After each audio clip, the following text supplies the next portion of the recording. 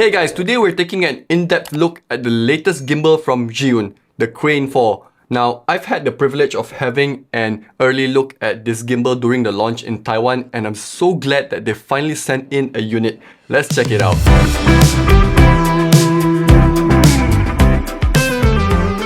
My combo set comes with a camera backing base, lower profile quick release plate, light diffuser, a pack of cables, quick start guide, lens support with a wrench and screws, sling grip, upgraded wrist rest, tripod, and lastly the gimbal itself. It is massive. Without a camera, the Crane 4 weighs in at about 1.7 kilograms. You'll definitely feel that in your arms, but a heavier gimbal is often the result of stronger motors, and it actually helps reduce jittery movements. With that being said, the maximum payload of this gimbal is 6 kilograms. Like I said, stronger motors. Now let's take a tour around the gimbal. At the front, there is a 1.22-inch colored touchscreen display. This is where you can quickly view information such as the gimbal mode, camera connection, battery level, and also perform functions such as balancing the gimbal and changing the motor parameters. The larger touchscreen display definitely makes navigating the menu easier. On the right side, you'll find the power button and fill light control wheel. You can turn on or off the fill light by pressing the control wheel for 1 second. When it is on, press the control wheel once to switch between the brightness and color temperature settings. A very simple operation. At the back is the trigger button and adjustment wheel.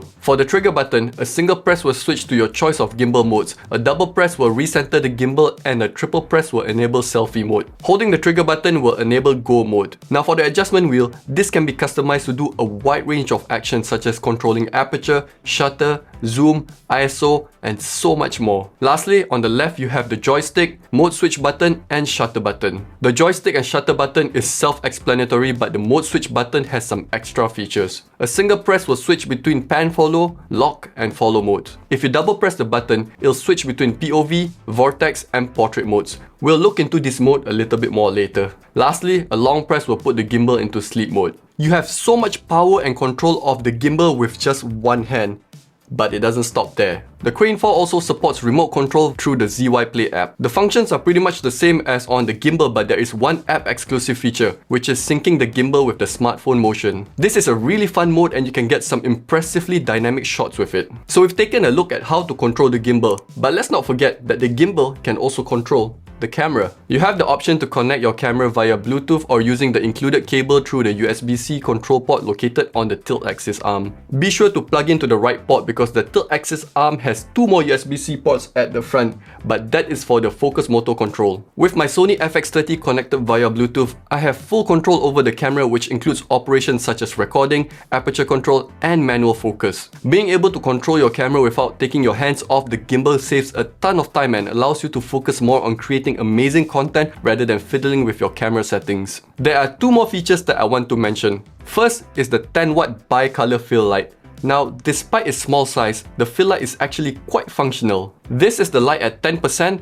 and let me raise it up all the way to 100%. Perfect if you're shooting at night or as an emergency key light if you pair it with the diffuser. Next is the integrated balance indicator light on each of the motors. If the axis is balanced well, it'll light up white. If it's not, it'll light up red. Extremely easy to understand, and I wish that all gimbals had this feature. Now let's get into my actual setup and usage with the Crane 4. There are 2 accessories that I'm using. First is a metal tripod. There's nothing wrong with the included plastic tripod, but I had this laying around so I might as well use it. Next is a quick release plate. I have the Falcom F38 plate installed since I'm using the F38 quick release system for all my cameras. This is a no-brainer because I want to be able to quickly switch my camera between all my compatible accessories. In terms of my usage with the Crane 4, I mainly use the pan follow mode. 90% of the gimbal shots that I take are product shots in my studio, which requires very simple panning movements. The other 10% is everything else such as hotel room tours and mini projects. The built-in 2600 mAh battery is rated for 12 hours of usage and can easily get me through a full day's worth of shooting. Now remember when I said that you can enter portrait mode by double pressing the mode switch button? Sure, it works, but you'll need to hold the gimbal in an uncomfortable position. A better option would be to rotate the camera on the vertical arm because portrait shooting is a feature built into the Crane 4. No separate vertical mounts needed. This is a crucial feature considering how popular vertical content is on social media. Alright, let's wrap things up. The Crane 4 is an excellent gimbal that is jam-packed with features, and I go as far as calling it the perfect one, except for one minor thing.